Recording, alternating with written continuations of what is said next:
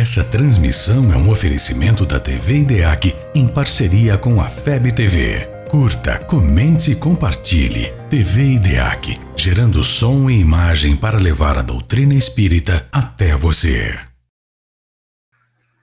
Legal, passador, por favor. Obrigado.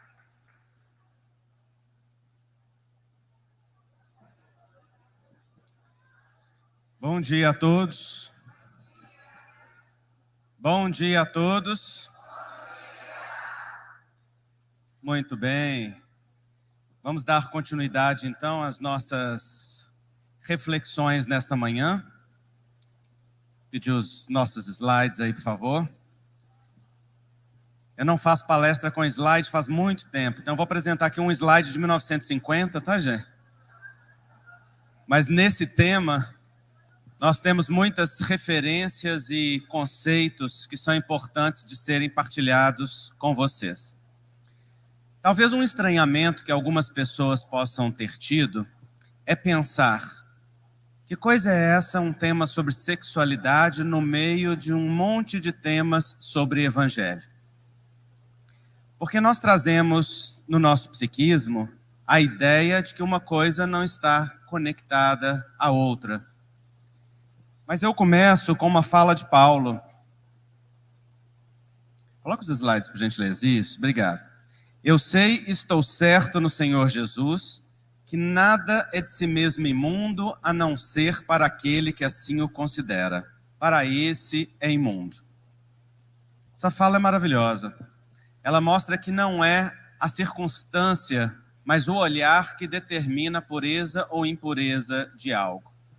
Então, a nossa postura interior diante dessa temática, ela é fundamental, ela é essencial. E sexualidade é um tema que diz respeito a algo que é divino. Nós é que dessacralizamos esse tema. Nós é que temos um olhar de impureza para essa temática, construída ao longo dos séculos em virtude das associações que fizemos. No entanto, sexualidade diz respeito ao uso, usufruto, prática, movimento da energia sexual. E a energia sexual é uma energia divina. É uma energia criativa e criadora que nós utilizamos em todas as épocas da humanidade.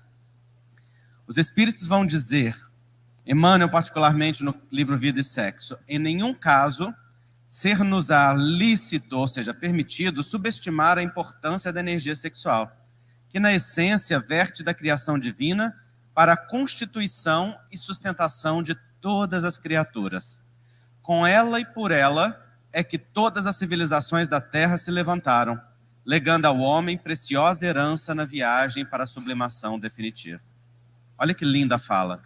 Com ela e por ela, todas as civilizações da Terra se levantaram. Por quê? Porque a energia sexual é uma potência criadora. Nós utilizamos a energia sexual não só para as relações afetivas ou relações sexuais, mas nós a utilizamos para as ideias, para o trabalho, para a construção, para a criatividade, para a produtividade. Enquanto eu falo com você, estou utilizando a energia sexual. Enquanto você elabora no domínio da inteligência, criando e co-criando no seu universo pessoal, está utilizando a energia sexual. Quando você trabalha fazendo qualquer coisa, você está utilizando da energia sexual. Então, esta energia divina construiu a humanidade. Ela é um instrumento maravilhoso, sublime. Acontece que nos compete aprender a utilizá-la e a direcioná-la também de maneira sublime. Ou seja, para as potências criativas e para as potências criadoras. Emmanuel fala aqui que nós estamos caminhando na viagem para a sublimação definitiva. O que é sublimação? Sublimação é um termo da psicologia que diz respeito ao direcionamento que você dá para a pulsão sexual, para a libido, para a energia sexual, para outras áreas, direcionando um conteúdo energético e psíquico para um determinado fim. Então, a sublimação de forma natural é quando a gente direciona esses movimentos de maneira consciente ou inconsciente para algum propósito.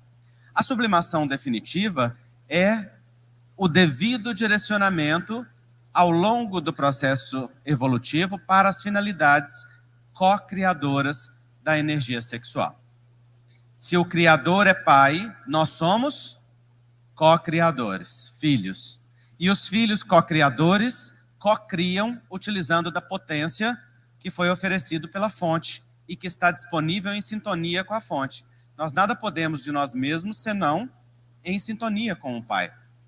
Então, este exercício da sacralidade da energia sexual é o exercício da compreensão dos divinos propósitos. A energia sexual nos acompanha em todas as etapas evolutivas. André Luiz vai dizer em Evolução em Dois Mundos que no reino mineral ela é a força da ligação eletroquímica que une os minerais. No vegetal é a força da vitalidade que inicia ali uma reprodução assexuada para depois uma reprodução sexuada e uma troca entre os seres. Nos animais vai ser uma expressão de reprodução da espécie, de atração, de criação de vínculos, a depender da espécie animal, de criação inicial da família e do processo co-criativo. E nos homens vai se manifestar como uma esfera de potencialidade criativa em múltiplos âmbitos. Então nós caminhamos com a energia sexual em todas as faixas do percurso evolutivo. Segundo o espírito Carneiro de Campos, em um médico espiritual, numa mensagem lá na Associação Médica Espírita de Minas Gerais, a energia sexual é a segunda maior força do orbe, favorecendo a criatura na cocriação. Qual que é a primeira? É uma pergunta para os encarnados mesmo. Qual que é a primeira? Não pode ter dúvida, gente. Isso daí tem que sair assim, instintivo, automático. É o amor, sem dúvida. Mas separar a energia sexual do amor é só uma questão didática. Porque energia sexual é amor em ação, co-criando a vida. Então, no nosso português, nós temos uma palavrinha só para falar de amor. E o amor significa desde a relação sexual de um casal até o amor divino. Muitas variações de significado para uma só palavra. O André Siqueira estava dizendo aqui mais cedo que os gregos trabalhavam os conceitos e preocupavam em partir o conhecimento a partir do conceito, não foi isso? Pois os gregos nos ajudam muito nesse quesito, porque eles nos dão a entender o amor em várias facetas. E eles vão falar, por exemplo, do amor porneia. O amor porneia é o amor pornográfico. O que é o amor pornográfico? É o amor que objetifica o que é amado. A pessoa que ama de maneira porneia, de maneira pornográfica, ela não vê o outro é só um objeto para o prazer dela. Então ela consome o outro, seja sexualmente, seja relacionalmente. Então, nesta noção de amor, a pessoa só vê o próprio umbigo. É um amor ainda muito ligado ao egoísmo, à autossatisfação e à autopreservação. Gira em torno do próprio umbigo e, o que é mais importante, é cego para o outro. Não enxerga o outro e consome, destrói o outro. Muita gente vive esse amor pornográfico dentro das relações. Quando acha, por exemplo, que as relações de casal são posse e possessividade. O outro me pertence. A mulher deve me servir. Deve fazer as minhas vontades. Deve estar tudo pronto a termo e a hora. Deve seguir os meus comandos. Deve seguir as minhas ordens. Isso é o sexismo a serviço do amor porneia. Uma noção de superioridade entre os gêneros falsa que leva a um processo de dominação. Como é que eu reconheço que eu estou vivendo este amor? Esta forma de relação que acaba por ser abusiva, se ela é vivida exclusivamente. Quando aquele que está em relação não tem direito e dignidade, não é percebido nem valorizado dentro da relação. Amor porneia. Mas existe um amor que é chamado de eros, o amor erótico. E o eros enxerga o outro, mas enxerga no nível do prazer. No nível da troca, da satisfação do prazer. Existe uma relação, mas é uma relação ainda baseada na troca prazerosa e na troca neste nível. Quando a relação fica restrita a este nível, ela fica somente carnal. Ela fica somente num nível da pulsão do prazer. E ela limita muito as possibilidades de um relacionamento. Mas existe um outro, dizem os gregos, que se chama filia. E filia é o amor dignidade, o amor igualdade, o amor respeito. Filia enxerga o outro e está no mesmo nível de igualdade do outro. Filia troca. Filia nutre as relações, porque elas se sustentam no equilíbrio entre o dar e o receber, com dignidade. Filia, se está dentro de uma relação de amizade, fica numa relação fraterna. Se está dentro de uma relação de casal, se une ao amor erótico, se une a um pouco do amor porneia e faz um mix em que cada casal vai viver em uma determinada concentração. Importa reconhecer qual é aquela que você vive. Filia se caracteriza por dignidade.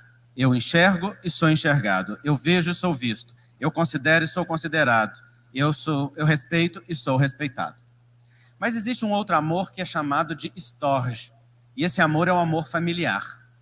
É o amor do pertencimento, do vínculo carnal, do vínculo de sangue. Nós amamos porque pertencemos ao mesmo núcleo, à mesma família, à mesma prole.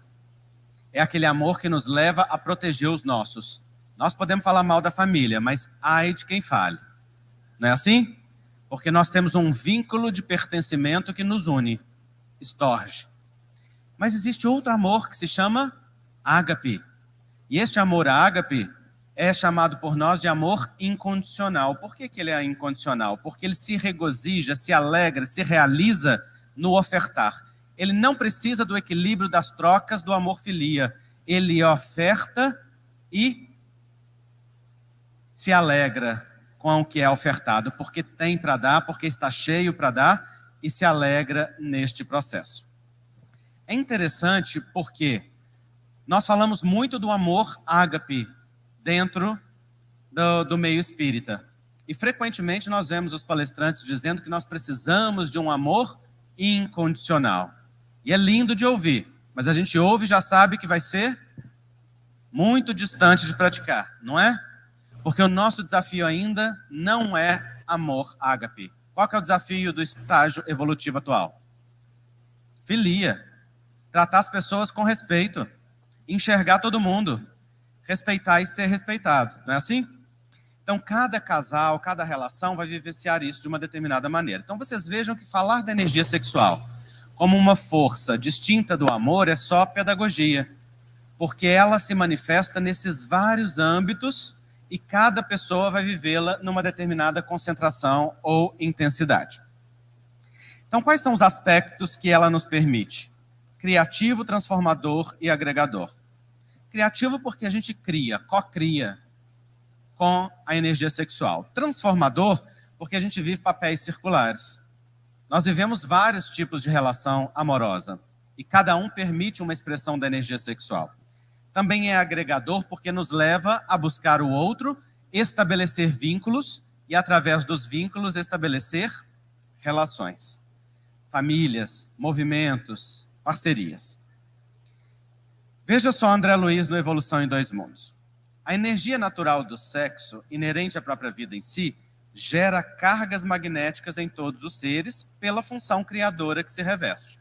Então, ela tem função criadora e ela gera cargas magnéticas. Cargas essas que se caracterizam com potenciais nítidos de atração no sistema psíquico de cada um. Ou seja, cargas magnéticas que, vibrando, vão atrair e estabelecer conexão. Quando essas cargas se acumulam, invadem todos os campos sensíveis da alma, como que a lhe obliterar os mecanismos outros de ação. Qual se estivéssemos diante de usina, reclamando controle adequado. Conceitos importantíssimos. A energia sexual, sendo criadora, gera cargas magnéticas. Essas cargas magnéticas têm potencial de atração. O potencial de atração precisa que estas cargas sejam trocadas. Se elas não fazem isso, elas invadem os campos sensíveis da alma qual uma usina que precisa de controle. Todo mundo conhece esse fenômeno, não é?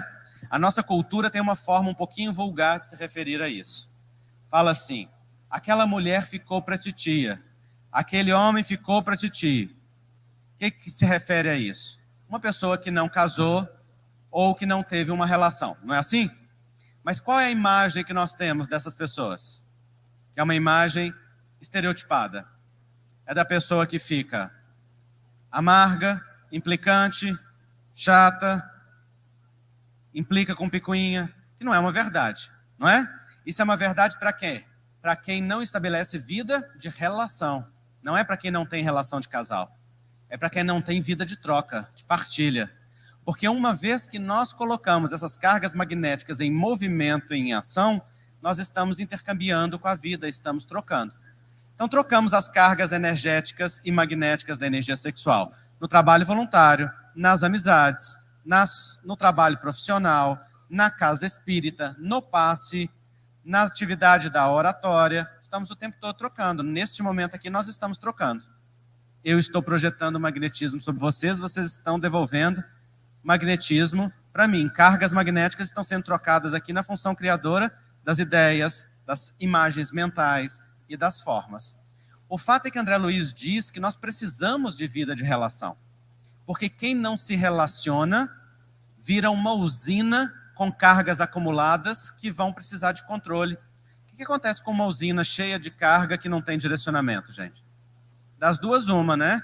Ou ela fica acumulada, gerando inutilidade, ou aquela potência vai se manifestar de outra maneira. Manifesta como? Manifesta como sintomas, manifesta como características de personalidade, manifesta como formas de vínculo, às vezes, adoecidas. Então, o importante para nós é a gente pensar que a energia sexual, sendo divina e gerando cargas magnéticas em nós, precisa de troca e precisa de partilha. Ok? Então, André Luiz vai dizer: o instinto sexual não é apenas agente de reprodução entre as formas superiores, ou seja, não é só para cocriação através da reprodução de formas, de pessoas, mas, acima de tudo, é o reconstituinte das forças espirituais, pelos quais as criaturas encarnadas ou desencarnadas se alimentam mutuamente na permuta de raios psíquico e magnéticos que lhes são necessários ao progresso. Quem já parou para pensar na energia sexual assim? Como uma força criadora que leva a gente a nutrir revitalização, a nutrir forças em nós. Pois é isso que nós estamos fazendo. Um casal tem o objetivo de ser uma parceria afetiva unida pela afinidade de sentimentos e compromisso mútuo, que estabelece vínculos um com os outros e passa a nutrir aqueles que estão envolvidos através de uma reconstituição de forças que promove vitalidade, que promove crescimento e que promove progresso. Desde que a gente não contamine estas energias com os contaminantes habituais que a gente coloca dentro das relações. O amor porneia exclusivo, desrespeito, invasão, abuso, as circunstâncias que ferem, as infidelidades, os desrespeitos, as violências, as humilhações. Todos esses movimentos vão intoxicando esta partilha de cargas magnéticas com contaminações espirituais, que ao invés de nutrir o casal na reconstituição das suas forças espirituais, passa a ser um tóxico para a alma. Desvitaliza, desgasta, desanima e, por fim, deprime. Então, pensar na qualidade destas trocas é muito importante. Ah, mas eu não tenho uma relação de casal, André. Então, pensa na relação com os amigos, na relação com a vida, nos pensamentos em relação ao tema, nas conexões espirituais que estabelece, porque tudo isso é extremamente relevante. Então, Allan Kardec vai perguntar aos espíritos. Kardec, como o Campetti falou, é muito inteligente nas perguntas. Tem sexo os espíritos? não como entendeis, pois que os sexos dependem da organização. Qual organização? Corpo, gente. Há entre eles amor e simpatia, mas baseados na concordância dos sentimentos. Aqui, os espíritos estão nos dizendo que nós, espíritos, não temos sexo e nos atraímos uns para os outros pela união da afinidade e da sintonia. Por quê? Porque isso gera partilha de cargas magnéticas em nível de reciprocidade. Ok? Em nossa existência, continua Kardec, pode o espírito que animou o corpo de um homem animar o de uma mulher e vice-versa? De certo. São os mesmos os espíritos que animam os homens e as mulheres. Então, o espírito pode encarnar ora no corpo masculino, ora no corpo feminino. Quando errante, ou seja, quando no mundo espiritual, o que prefere o espírito? Encarnar no corpo de um homem ou de uma mulher? Resposta: isso pouco lhe importa. O que o guia na escolha são as provas por que haja de passar. Os espíritos encarnam como homens ou como mulheres porque não têm sexo. Visto que lhes cumpre progredir em tudo, cada sexo, como cada posição social, lhes proporciona provações e deveres especiais, e com isso, oportunidade de ganharem experiência. Aquele que só como homem encarnasse só saberia o que sabem os homens. Então, dizem os espíritos, na teoria, que ao espírito não importa se vai encarnar como homem ou como mulher, isso depende das provas e que precisa de passar pelas experiências. Porque na teoria, gente, e vamos ser sinceros, levanta a mão para mim quem quer trocar de gênero na próxima encarnação. 1, 2, 3. Ó, gato pingado. Quem quer manter? Olha que interessante, não é? Por quê? Esse pouco importa mesmo para a gente? Não. Por que importa? Porque nós estamos profundamente identificados com a matéria e com o gênero. O pouco importa aqui é num nível profundo, mas isso geralmente quem decide para nós é a vida, inclusive, numa grande maioria das vezes. Porque nós temos fixações no gênero em que nós estamos. E é por isso que um espírito muitas vezes fica várias encarnações no mesmo gênero, uma vivência de gênero específica e tantas outras coisas mais. Mas o fato é que a energia sexual é potência criadora e criativa, gera cargas magnéticas, os espíritos se atraem por afinidade e sintonia, independente do gênero, e o espírito encarna ora num corpo, ora no outro. Já deu para entender como é que se formam todas as orientações sexuais, todas as identidades de gênero e todas as expressões. Não depende somente do corpo, gente. É processo espiritual. Porque cada um de nós reencarna para viver aquele gênero que está destinado na cultura específica, no tempo histórico, na sociedade, na posição social e da maneira que é possível, de acordo com o quê? De acordo com as suas necessidades. Mas traz as fixações do seu psiquismo, traz os gostos, traz as tendências, traz os vínculos espirituais, traz os propósitos reencarnatórios, o que vai fazer com que a gente possa ter distintas formas de expressão do desejo, da atração e da identidade. Porque o fenômeno é espiritual, não depende exclusivamente da biologia do corpo. Sofre a influência, sem sombra de dúvidas, porque a organização tem os seus hormônios, a sua neuroquímica, mas quem controla a neuroquímica e os hormônios do corpo? A mente do espírito, não é? O corpo espiritual. Então tem um vínculo que é natural e que é direto, ok? Isso permite com que a gente compreenda isso que Emmanuel vai falar no capítulo 21 do livro Vida e Sexo. Que capítulo é esse? É o capítulo sobre a homossexualidade. Particularmente, eu considero o melhor texto mediúnico a respeito da temática. E no primeiro parágrafo, no começo, aliás, Emmanuel vai dizer algo que diz respeito a todo mundo. Ele vai dizer: a vida espiritual pura e simples se rege por afinidades eletivas essenciais. Vamos parar aqui devagarzinho, porque tem muito conteúdo aí. A vida espiritual se rege por afinidades. Isso significa que a gente se atrai por semelhança de gostos e tendências. O espírito em si mesmo se atrai por semelhanças.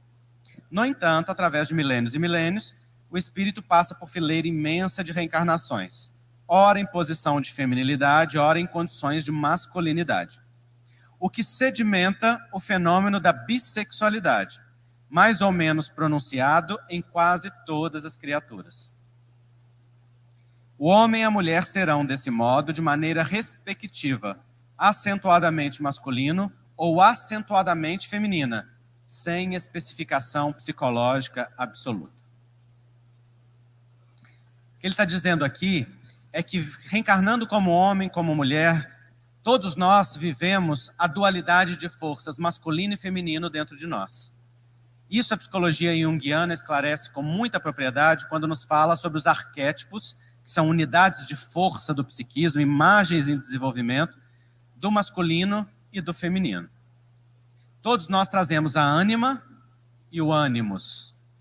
Homem e mulher têm masculino e feminino. Por isso que tem mulheres que são mais masculinas, tem homens que são mais femininos, e isso não diz respeito à identidade de gênero nem à orientação sexual, diz respeito ao uso destas energias. Porque nós experimentamos isso ao longo das encarnações e, além disso, cada um de nós traz o pai e a mãe em si, na sua biologia, não é? Então, a gente vem desta conexão de masculino e de feminino.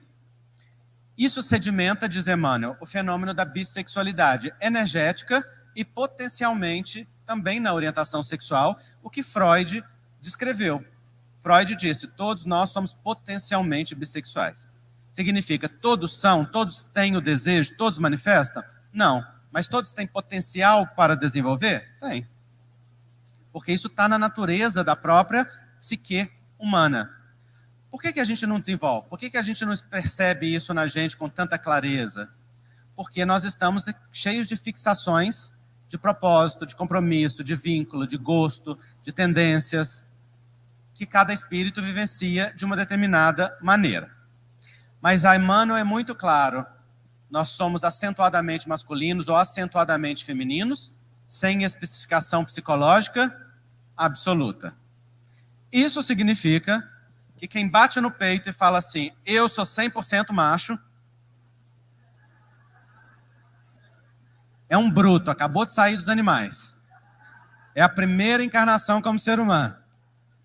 E mesmo assim ainda vai trazer masculinidade e feminilidade que já vivenciou no reino animal. Na verdade, esta coisa da gente dizer, bater no peito cheio de orgulho, é a nossa identificação com o gênero. Na verdade, nenhum de nós é 100%? Nada. Nós trazemos em nós uma multiplicidade de forças dentro de nós. O que importa é reconhecer isso, para respeitar a diversidade, respeitar as expressões da energia sexual. Então eu trouxe aqui de forma muito didática esse bonequinho do gênero, que traz conceitos muito importantes, que são muito frequentemente confundidos, e exatamente porque esses conceitos são confundidos, eles são utilizados a serviço da violência, que é da afirmação de gênero como uma estrutura de poder. Olha só que interessante. Diferença de sexo biológico, atração sexual, identidade de gênero e expressão sexual. O que é sexo biológico, gente? Sexo biológico é aquilo que você nasce. Depende dos cromossomas do seu corpo. Quantas opções existem? Quantas? Quantas? Isto, 48. Porque existe o XX, que é feminino, existe o XY, que é o masculino, e entre um e outro existem 46 variações, que são chamados de intersexo. Sabiam disso? Então, bem-vindos. Antigamente, os intersexos eram chamados de hermafroditas, que hoje é considerado um termo pejorativo. O termo correto é intersexual, ou pessoa intersexo.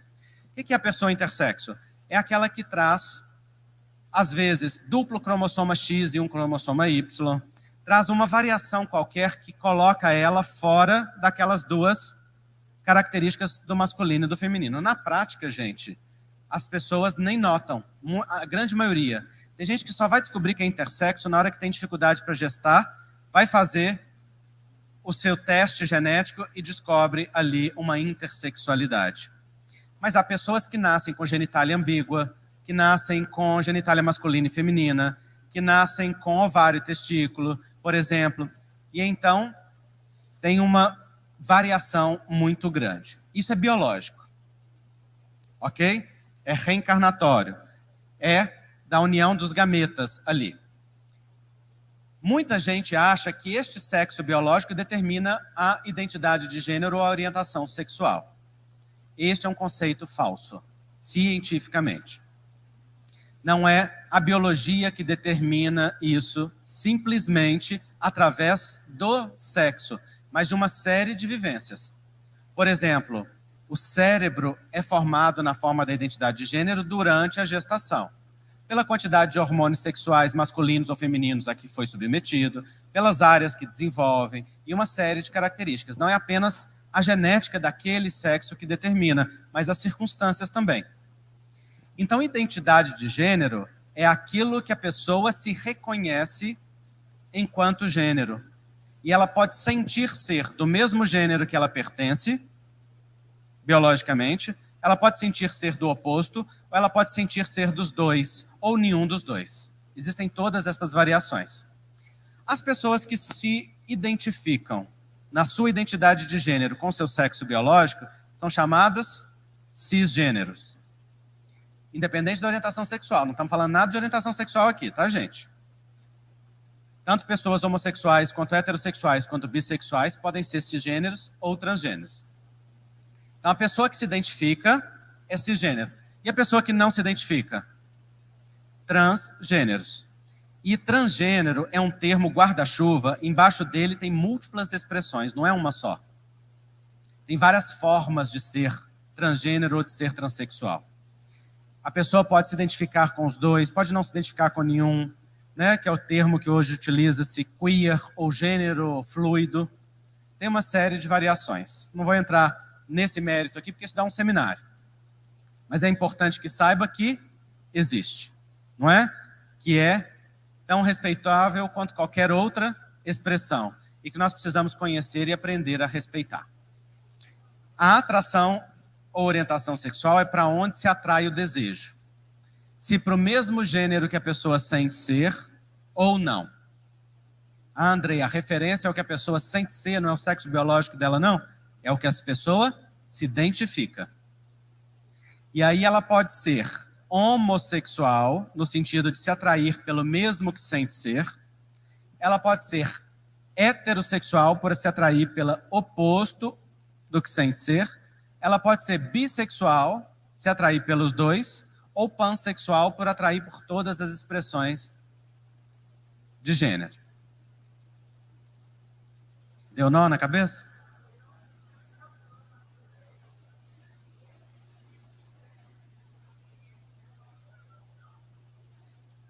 É. Na maioria das vezes é. Mas pode também ser uma expressão do espírito ao longo da encarnação. O fato é que quem comanda esse fenômeno todo, de qual é a identidade de gênero, a orientação sexual, a expressão no corpo que vai ter? O espírito imortal, com seu corpo espiritual, com a sua proposta reencarnatória, com a sua missão de vida, com as suas necessidades expiatórias ou regenerativas, com tudo isso. Como acontece com qualquer outro tema. Não é diferente, não. Não é verdade? E o que é a expressão sexual? A expressão sexual é como que a pessoa se apresenta. Pode se apresentar semelhante ao gênero masculino, semelhante ao gênero feminino, de maneira andrógena, que você não sabe se é masculino ou se é feminino, não é? Então são coisas distintas, gente. Então as pessoas geralmente dizem da pessoa transexual, ela fez mudança de sexo. Não, não existe mudança de sexo. Por quê? Muda a biologia?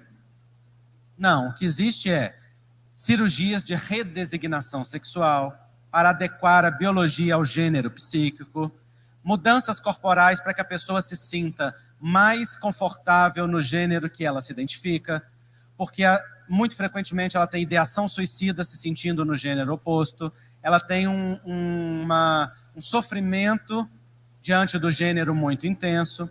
Então essas coisas precisam ser compreendidas. A doutrina espírita, com o conceito reencarnatório, nos dá a compreender isso com muita clareza. Só que durante muito tempo, estas condições foram patologizadas.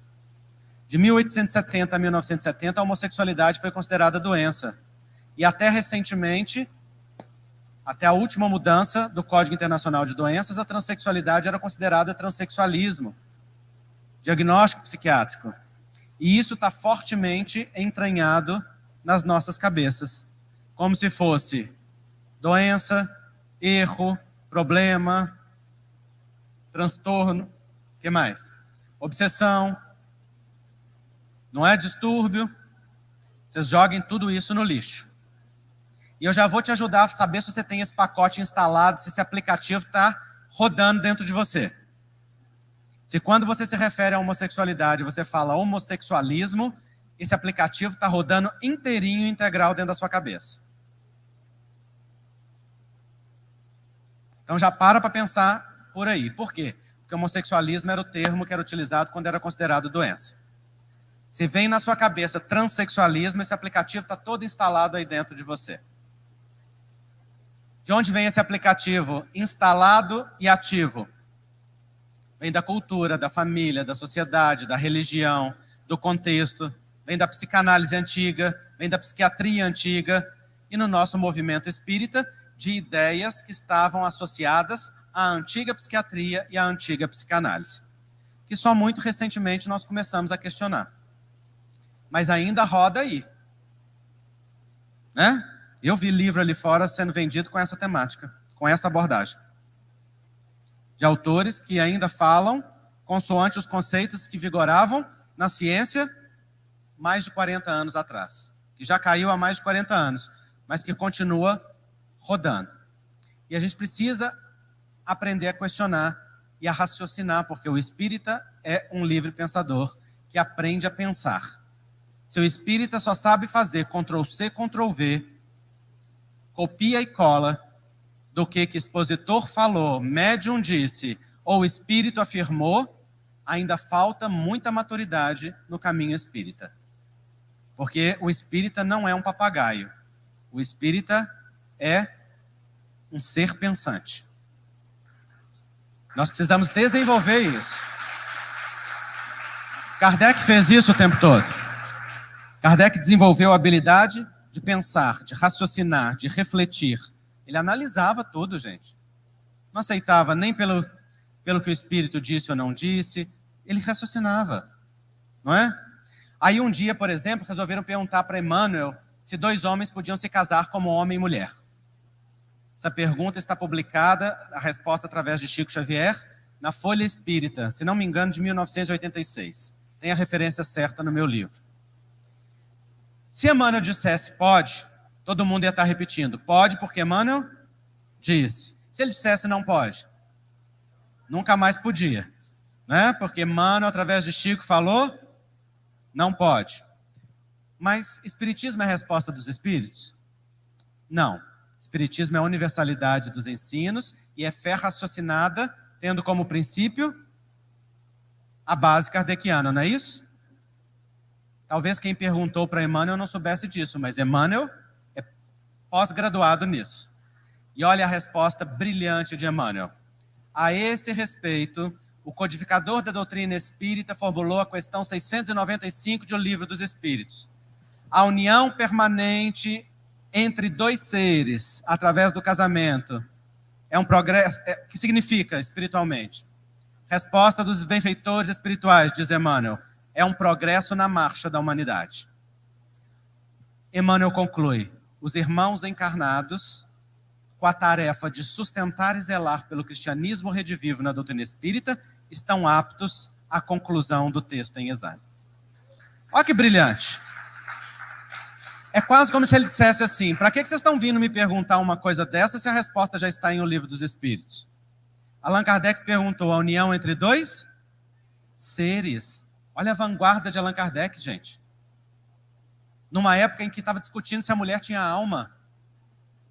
Tem um texto de Kardec na Revista Espírita defendendo que as mulheres têm alma como qualquer outro ser, que é espírito. Aliás, é um texto belíssimo. Nesta época, Allan Kardec, numa vanguarda, pergunta, a união entre 2 seres. E Emmanuel responde, já está dito pelo codificador, a união entre dois seres baseados na afinidade recíproca é um progresso na marcha da humanidade. E por que é progresso na marcha da humanidade?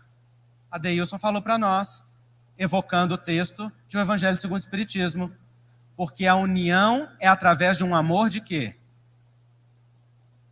Que é, sobretudo, de alma, não é do corpo, gente. Então, a atração entre um homem e uma mulher não é somente atração erótica. A atração entre dois homens não é somente atração erótica. A atração entre duas mulheres não é somente atração erótica. É uma atração afetivo-sexual. E afetiva diz respeito a todas as instâncias do psiquismo, da realização pessoal, do interesse da pessoa na troca, não é? Então, claro que qualquer casal, seja hétero, homo ou bi, pode ficar só na troca sexual, pode se conduzir na vida só buscando sexo ou troca sexual, mas isso não diz respeito à orientação sexual. Isso diz respeito ao vazio interior e à desconexão da pessoa, do afeto, da capacidade de estabelecer vínculos e da tarefa co-criativa na vida. É uma fuga, na verdade. Então, a união entre dois seres, ela é um vínculo especialíssimo, né? Que no casal heterossexual ou homossexual pode permitir o advento da reencarnação. Andrei, no casal homossexual também? Claro, de múltiplas formas variadas. Vai precisar de outros métodos, mas quantos casais estão reproduzindo por aí? Quem diz que casal homossexual é infértil? Só tem outros caminhos e outros mecanismos para gestar ou para ter uma família através da adoção.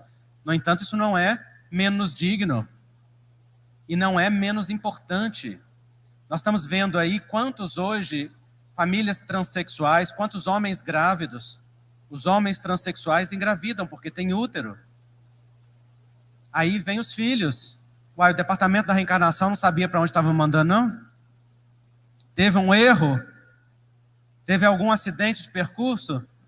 Não, é porque a lei divina não seguia pelos nossos preconceitos. As famílias são diversas, as pessoas são diversas, os propósitos reencarnatórios são diversos, porque nós estamos todos matriculados na escola do amor, e não importa se você estuda numa escola pública ou particular, se você estuda em uma classe coletiva ou individual, não importa se você estuda em um método de ensino X ou Y, importa é que você aprenda na escola do amor a arte de amar. E dentro desta formação de famílias, da formação de vínculos, da formação de tudo, importa verdadeiramente como que a gente está aprendendo a amar? Ali na frente, gente, quando a gente perder a forma, quando a gente não importar mais para qual gênero a gente está, quando não for mais importante nem o perispírito, alguém vai te perguntar por qual caminho você aprendeu a amar? Vai ser importante isso? Então, na encarnação, nós damos muita importância para a forma e esquecemos o conteúdo. Importante e essencial na vida é se todas as pessoas estão sendo acolhidas no amor e se a elas estão sendo garantidos o direito de amar e serem amadas, porque esse é o propósito da existência. Que todo filho tenha um lar que seja acolhido no amor, que todo processo educacional se desenvolva na amorosidade de uma condução segura, que cada pessoa encontre afinidade e alegria na partilha com outro ser em legítima afinidade, que os vínculos sejam estabelecidos, nutridos e sustentados na força do respeito, da amorosidade, da dignidade que nutre as relações saudáveis, que as famílias sejam construídas e mantidas no fluxo do amor. E se assim é, não importa qual é a escola que você está matriculado, importa é a matéria que está sendo estudada. Então, se nós abrimos os olhos para essa perspectiva, nós vamos perceber que a família, em qualquer configuração que ela se apresenta, é um instituto divino. E não queiramos nós, com os nossos preconceitos, limitar a grandeza da expressão de Deus. Se Deus estruturou a diversidade e colocou a diversidade a serviço da vida, Quem somos nós para dizer o que é certo, o que é errado, o que pode, o que não pode? É uma ofensa à grandeza da vida, à dignidade, esse movimento que tenta limitar a família heterossexual, estabelecida de uma forma estereotipada. Nem a família heterossexual é da mesma forma. Quantas mães solteiras vocês conhecem? Quantas mulheres que não tiveram os companheiros na dignidade da sua função paterna? Quantos filhos criados pelos avós? Quantos tios assumindo o lugar dos pais? Quantas crianças abandonadas? Então, de qual família nós estamos falando? Família é a união de dois seres fundadas na afinidade, na reciprocidade, no amor, no afeto, no compromisso, estabelecendo um núcleo aonde o amor possa produzir crescimento, progresso e levar-nos adiante. Então, o afeto é o propósito da vida, gente. Veja o que diz André Luiz. O instinto sexual, nesta fase da evolução, qual fase? A que a gente se encontra. Não encontra alegria completa, senão em contato com outro ser que demonstre plena afinidade. Olha, a gente tem que aprender a ler. Qual que é o termo que André Luiz está utilizando aqui? Ser. Vocês vão observar isso muito na obra de André Luiz. O gênero neutro é utilizado muitas vezes quando está se referindo à diversidade. Isso não é à toa, não, gente. Com outro ser que demonstre plena afinidade, porquanto a liberação da energia que lhe é peculiar, do ponto de vista do governo emotivo, solicita compensação de força igual na escala das vibrações magnéticas. A gente, nesse nível, gente, precisa de trocas. Aquelas cargas magnéticas precisam de encontrar relações afins aonde a gente nutra. Você pode perceber que quem não tem uma relação de casal que vive isso, tem um amigo muito próximo que vive. Melhor dizendo, tem alguma pessoa amiga muito próxima com a qual vive essa plena afinidade e faz essa troca. Por quê? Porque nós todos nos nutrimos de troca. E se não nutre, se não tem, vai ser aquele acúmulo que a gente viu lá atrás, André Luiz falando, que vai ser uma usina descontrolada, não é? Se assim é, se a energia sexual gera cargas magnéticas, se a gente precisa de compensação de força igual, se a gente precisa de afinidade, e se ela é divina nos seus princípios e propósitos, dá para a gente compreender que a promiscuidade, que manter as relações sexuais apenas no nível erótico ou porneia do consumo sexual, naturalmente é um desvio da função sagrada da energia sexual. Porque leva os seres a interagirem em uma forma de interação que não sacia, que não nutre, muito pelo contrário, que contamina. E vejam aqui que nós não estamos falando nada de dogmático de certo e errado, estamos entendendo a ciência por trás disso. Se as pessoas ficam trocando energias apenas no nível sexual, elas vão estar se contaminando continuamente das cargas magnéticas uns dos outros, cheias do conteúdo emotivo, cheias da diversidade dos pensamentos, sentimentos, criações mentais, formas pensamentos, sem que haja padrão de afinidade e de sintonia. Como é que fica isso, gente? Vocês lembram antigamente os sabonetes de rodoviária? Vocês chegaram a ver isso? E eu tenho essa imagem muito forte. Você chegava na rodoviária para viajar, numa época que não tinha avião, tinha um Lux Luxo lá. Você não sabia se você limpava sua mão com ele ou se você dava banho no sabonete. Porque passava na mão de todo mundo e como que ele ficava? Ficava uma nojeira só. É a mesma coisa a promiscuidade sexual. Você começa a estabelecer cargas magnéticas de troca, sem critério de afinidade e sintonia, sem olhar com quem você está se envolvendo, como é que fica o seu mundo energético, psíquico e magnético? Todo intoxicado. Você procura nas relações sexuais garotas de programa ou garotos de programa, como é que fica a sua energia? Toda intoxicada, não só com as cargas magnéticas, mas com o conteúdo mental daquela pessoa, emocional, e não só dela, mas de todo mundo com quem ela se relacionou antes, dos espíritos que estão ligados a ela, não é? Os ambientes, como motéis, como espaços, como prostíbulos, espaços onde a energia e a egrégora é somente porneia ou erótica. Como é que fica a contaminação energética? Em alto nível. Estão entendendo por que o afeto, a relação afetiva e a busca de afinidade e sintonia é recurso de saúde? Porque na hora que você trata com sacralidade o que é seu corpo e a sua vida, então você vai estabelecer uma troca que é num nível saudável. Ontem nós tivemos uma mesa sobre a afirmativa de Paulo, dizendo: tudo me é lícito, mas nem tudo me convém. Tudo me é lícito, mas não me deixarei dominar por coisa alguma. Inclusive é um versículo que vem logo depois de ele ter citado várias pessoas que entrariam ou não no reino dos céus, e lá está dito, pelas traduções modernas, que os homossexuais, ativos ou passivos, não entrarão no reino dos céus. Isso é uma tradução equivocada da palavra malakos, do grego, que significava homem fraco, homem sem fibra moral, ou homem efeminado, quando ter as características femininas significava uma fraqueza.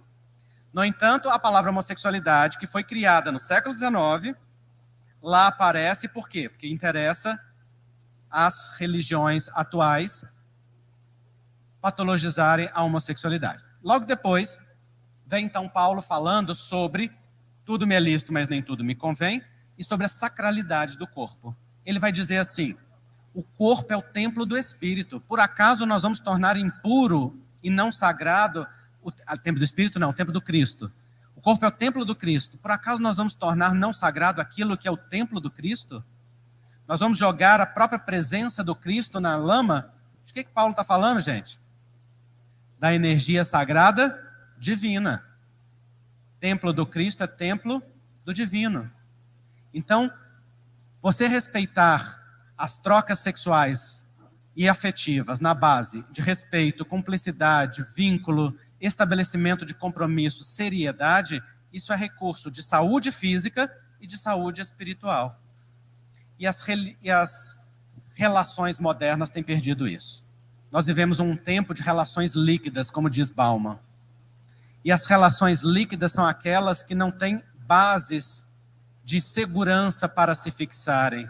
E as pessoas fluem muito volatilmente entre uma relação e outra. Está sempre procurando a ilusão do amor romântico e da felicidade na própria pessoa. Não tem tolerância para enfrentar diferença, diálogo, estabelecimento de crescimento a dois.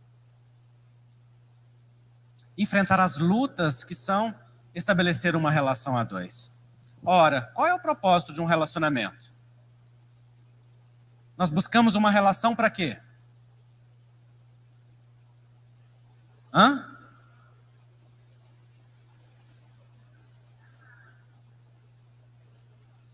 Quem aqui está numa relação? Levanta a mão em nome de Jesus. Então, no mínimo, vocês têm que me responder para que serve uma relação.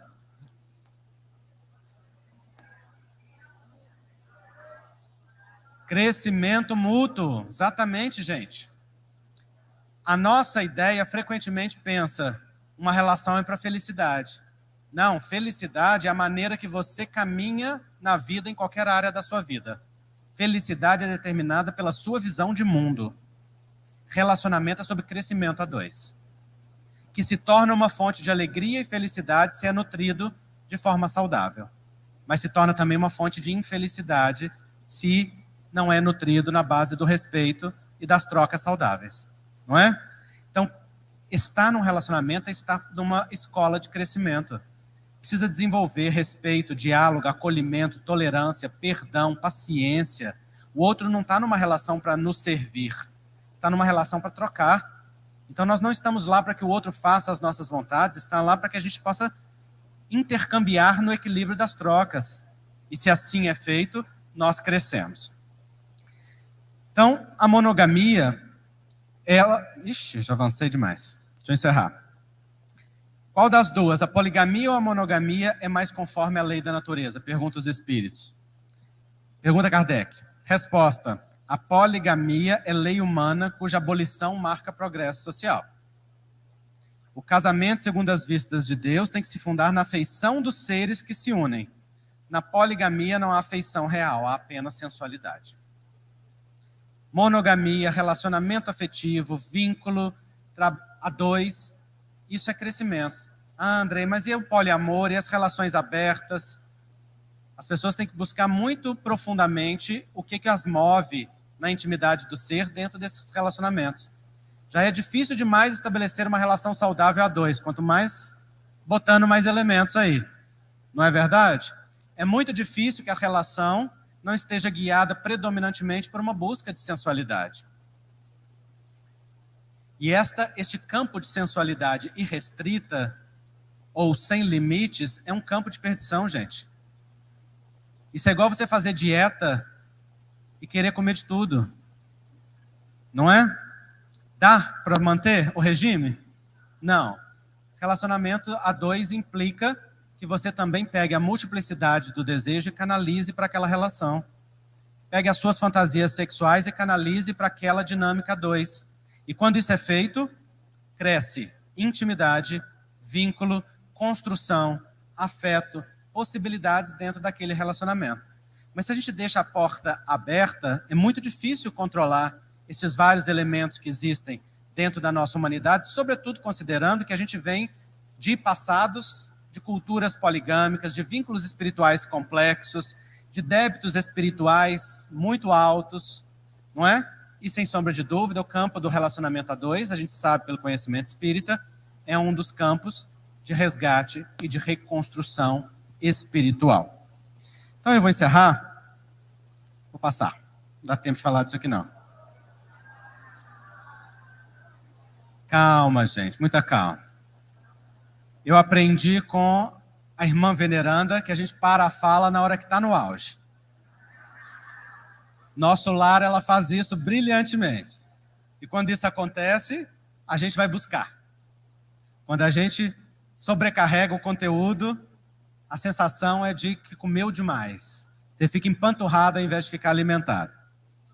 Mas tem essa palestra gravada na internet para quem quiser ver, tá? Eu encerro com esta imagem linda de Jesus com a mulher no poço de Jacó. Primeiro, vejam aí a beleza da relação de gênero. Um homem não se dirigia a uma mulher naquela época, muito menos em público. Um homem judeu não se dirigia a uma mulher samaritana, considerada um povo menor. E este homem não só se dirige, mas humildemente ele pede de beber. E ela se assusta. Senhor, tu me pedes? E ele diz, mulher, se tu soubesses, tu me pedirias, e eu te daria a água viva. E a água que tu bebesses, em ti se faria fonte. Olha que lindeza, né? Como dizer, eu tenho o poço do amor para ofertar, e você é digna de receber.